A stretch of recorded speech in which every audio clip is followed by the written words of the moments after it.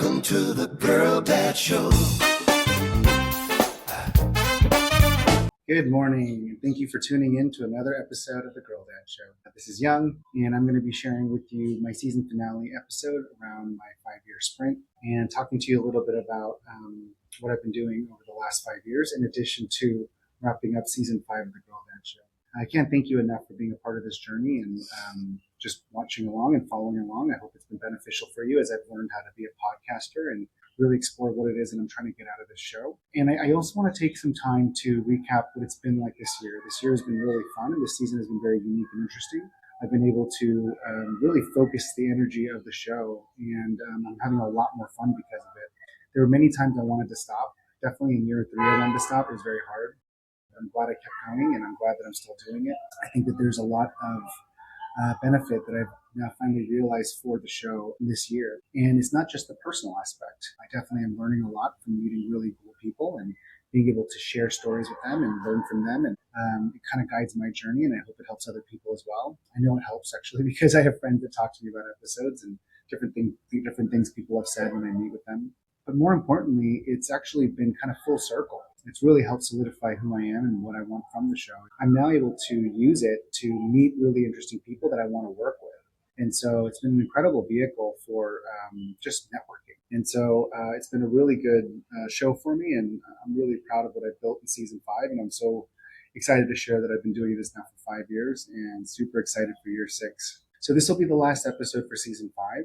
I'm going to walk you through basically my 5-year sprint that I've been doing in tandem with the podcast. And it just seemed very timely to share this story with you because this is my last year on the 5-year sprint. And I'm starting to talk more about it. And I'd like to share with you a little bit more about what I've been doing the last four plus years. And it's kind of timely because my 5-year sprint ends as season 5 of the Girl Dad Show ends. And so it's kind of timely. But this will be the season finale episode. And it'll be mostly around just me sharing with you my 5-year sprint. We're going to take a few weeks off, and then we'll relaunch for season 6 on Father's Day. All right, so let's jump into it. So let me tell you a little bit about my 5-year sprint. My midlife crisis is in full effect. I'm not hiding it or anything. I mean, I grew my hair out long. I got an earring. I got a tattoo. I picked up boxing. I'm doing all the things that are just kind of funny, quintessential, right? I'm like fighting it and spiraling a little bit, but it really all started when I was 40 years old. I turned 40 and it felt like a landmark moment. And so I did what most 40-year-olds do, which is like book a meeting with their financial planner and start figuring out what retirement looks like. And I started the process of doing this with my planner. And I probably spent more than 4 hours in that meeting, just kind of walking through scenarios and models and building out models, actually, like tweaking it to see how we can make things work and what that would look like. And I spent all morning with them. And I walked downstairs, tired and defeated. And my wife looks up at me and she says, "So what did he say?" And I didn't know how to package up everything, in a succinct manner because it was such a long conversation with the planner with so many different ins and outs and variables and scenarios that I just said it like this. I said, he wants us to live a mediocre life for the next 25 years, work our brains out for the next 25 years. And then when we retire at 65 years old, we need to live a mediocre life until we're about 90 and then pray to God that we die by 90 because there's no money left afterwards. And she laughed, and I was being, very comical and exaggerating, right, to a certain degree for shock effect.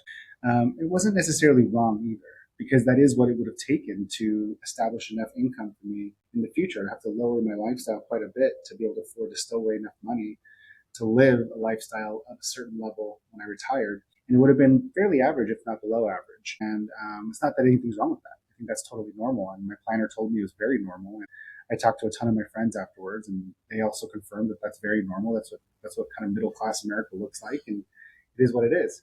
I just had a really hard time with it. I was like, maybe it's because I was like 40 years old. I was struggling with my midlife crisis. I felt like I was planning for, the second half of my life, versus like fighting for something more. I don't know what was going on, but I just didn't want to settle. And I didn't want to accept the norm. And even though it's a great norm, and I think it's totally fine, and it's an awesome norm, and you could live very, very happily like that.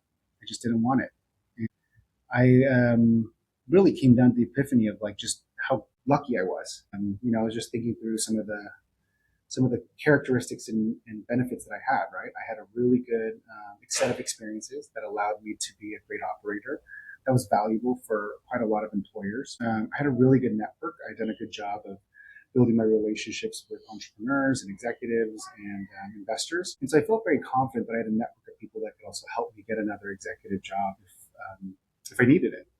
And I mean, I would even dare to say that it would probably take me less than 20 calls in 8 weeks to find another good paying job at some early stage startup as an executive. And so knowing that that was the baseline rock bottom, it helped me justify the next idea, which was we have this life that we can always come back to.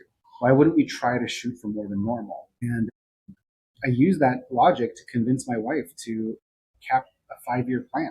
I said, hey, let's do this. Let's try to swing for the fences for 5 years, and let's go try to build something more for our family and for ourselves and our lives. And if we can't do it in 5 years, and I'll be the first one to admit it, and we'll move back to the Bay, and I'll go get an executive job at an early stage startup, and we'll make middle class money and live a really good life. And it's basically going back to what we had. So we really had nothing to lose except we lost 5 years. And I'm not entirely sure how I convinced her, but I think she saw in my eyes and in my heart that I needed to do this, and it was something that I would regret for the rest of my life. And, bless her heart for being so supportive and understanding, because she said yes. And so that's actually how we ended up moving to Austin. And we actually decided to move to Austin, like as the lockdown was I think it was even before the lockdown started happening. And it was really just this concept of we should go try to do something, because the worst that's going to happen if we fail is we go back to the normal life that we had. That was the consequence. And so in my mind is really low risk to failure, really low rock bottom. I mean, a very high rock bottom, I should say. And so we started the process of finding places that would give us lower cost of living so that we can afford to make bigger bets. And because that's what I needed to do, right? I needed to find access to capital and time. And the fastest way to do that was actually just moving geos. And that's where I kind of built out a spreadsheet and modeled out where I think we should go. And my wife chose Austin. And it's a really funny decision because neither one of us have ever been to Austin. And we chose Austin just strictly for the demographics of kids and the growth in suburban neighborhoods and the cost of living across the board. It was significantly cheaper. But the cost of living was so significantly cheaper that it really allowed us to make swings in both time investment and money investment, gave us that liquidity we needed to start making bets on ourselves. And so we did it. We packed up the family and sight unseen started to caravan over to Austin, Texas, trying to find a house and sell our house and find a new house. And, it was kind of hairy. It was a hairy situation. It was like a 5-month road trip because we had kids and it was COVID and it was hard to travel, at the start of COVID lockdown. And so we took our time and we went down there, and I kept trying to bid on homes and trying to get a new house for us. And after many, many attempts, because this is like a frenzy when everyone was moving to Austin, and it was really hard to get a home back then. And finally, my real estate agent's like, I found a home. It's on an acre lot. It has a great backyard. It's at the end of a cul-de-sac. The cul-de-sac has a ton of families with young kids, and right? So all the things that I wanted, and I'm just like, what's the but? Tell me what the but is. And she said, it's not in Austin. It's north. And I said, how north? She's like, very north. And I don't know what got into me. I was just so exhausted by the process of caravanning with my family, trying to figure out what the 5-year sprint would look like, and what kind of bets I can make while I'm trying to consult and make money while I'm doing this thing. And I just said, I'll take it. And she asked if she wanted to FaceTime, if I wanted to FaceTime or get a video. And I said, no, I'll just take it. So sight unseen, we bought this house and we moved in. Because in my mind, it's like, hey, if this doesn't work, it's only 5 years. And if it does work, maybe we can afford to move to a place that we want to live. And then if we love it, then we love it. It's all good. And so that's kind of what happened. And that's how we got into the town that I'm in right now. And I'm so grateful for it because it has literally changed everything. And it's really opened up my eyes to so many different ways of doing business, especially service businesses. And it was a great move for me, incredible move. And I will say that, being in the right atmosphere and being around the right people is so powerful. It really does shape your mind. And Silicon Valley is an amazing place for innovation and disruption and scale and even failure, right? It's a really great place for those components of embracing failure, completely being okay with it, taking risks and thinking big and thinking disruptive. But it's also kind of insulated from the real world and how the real world works and how, the vast majority of Americans live. And it was really fun for me to kind of get indoctrinated into a new kind of lifestyle and people. And it really opened up my eyes on how I could leverage my skills that I learned in Silicon Valley inside of Main Street businesses. But anyways, I'm skipping ahead here a little bit. So I got to Texas and lowered our cost of living. I was consulting for money because that was one of those things that I found and heard. I researched that you could do flexibly and still, if you get good at it, you can make a really good amount of money because if you're good at consulting and you're good at positioning it and selling it, you can raise your rates. So essentially your time per hour value can go up depending on your skills and ability to sell it. And so I started picking that up to see if I can optimize for time value, so hourly rate essentially. And it took me a while to get it, but after a year and a half, I really did get good at it, and I mastered the skill and was able to make enough money to surpass my former income and also lower my cost of living and still have more time to work on projects. And that was a really good accomplishment, and it gave me the bandwidth and the liquidity, the dry powder to start making bets. I really, really sucked at this the first year. It was painful. Learning how to consult, learning how to sell myself, learning how to optimize for hourly rate, all of those things were just new to me as an internal operator and startup guy. It was a new skill. It was a very, very important skill to learn. And I still think that everyone should learn how to, everyone should have a service job and a sales job. Just for the experience of it, because it does make you so much more effective and powerful if you can master at least some of those skills. To not deviate from the story, I apologize. I started making bets. So the idea was, there's a lot of things I was going to do, but there's 5 ways that I found that people made wealth, in investing in different products. And one of them was real estate, and one of them was crypto, one of them was stock market, and another one was, what did I say? Real estate, stock market, crypto, and then there was angel investing, and then small business and buying these kind of service businesses. I will tell you, I lost so much money. I wrote about it in my blogs, and I've probably even talked about it in my podcast through the journey over the last 4 years. I lost a lot of money in real estate. I suck at that. And it was so hard for me to be patient and find the right deal. I'm just not patient. And the returns are good, but they're very slow. You have to be patient, and it takes a while to compound and stack, unless you have a lot more dry powder or you have a lot of skills to expedite it faster. But I just couldn't do it. I just was, and maybe I'll go back to it, and learn the skill. But in that moment, I just lost so much money. I moved on. And then again, I lost a ton of money in crypto. I couldn't wrap my brain around it and understand what it was and how it worked. And then I tried stocks. That was dumb. I didn't do good there. And then I still do angel investing. And I've made some money, but not enough to make up for the amount that I've invested. So we'll still see if I did good there, but it is also kind of slow. The return on investment on that could be very long, like real estate. So now I do own stocks, I do own crypto, and I do own some real estate still, but it's not the categories that I want to be in because it's not something that I naturally am good at, and I can, exchange for money value quickly, like I was able to with consulting. And then something really interesting happened as I was consulting. Because I wasn't in-house or working at a company, I was actually able to see 6 to 10 companies at a time and consult with a lot of them.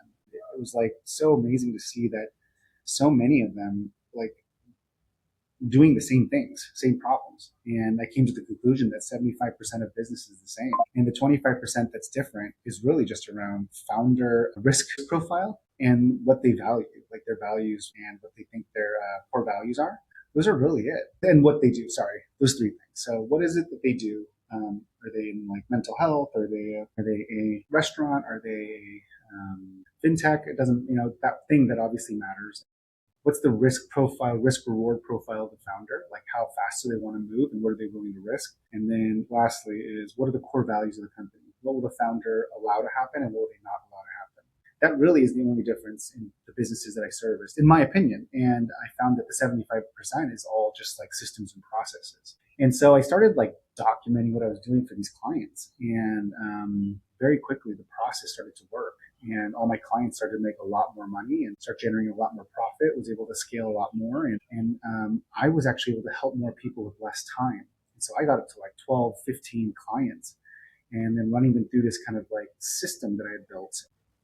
I'm like, oh man, this is amazing. This is really cool. And I helped 12 different businesses double their revenue plus. Some of them even more than that, in a year. And granted, it was like when COVID was happening and there was money sloshing everywhere. But I will say these were companies that have been around for 7, 8, 9, sometimes even 10 years that were able to like reorganize and like jettison up, and so get them to move forward in a different way. And so I was pretty proud of what we were doing, and it really like made me feel that I had something here. And so just to make sure it was an actual system and something that could be replicated, I hired two young ladies, Jamie and Maeve. Maeve is still with me at Owners Club, and Jamie's still with me at Thesis. We worked on the system together and showed them how it works, and then they started helping their own clients, and it worked for them as well. And these two young ladies have never owned a business themselves. They've never been business owners. They don't have years of experience, and they're able to use the business to help their clients succeed. Really great growth rates or profit goals or scale goals, whatever the goal the owner had. And using the system was able to funnel them into that goal and get them to be successful. And so I'm like, wow, this is really interesting. It's working. And so the last test was to do it on myself. About 4.5 years ago, convinced my pool builder to leave his company and come build this with me. And we built a pool service company.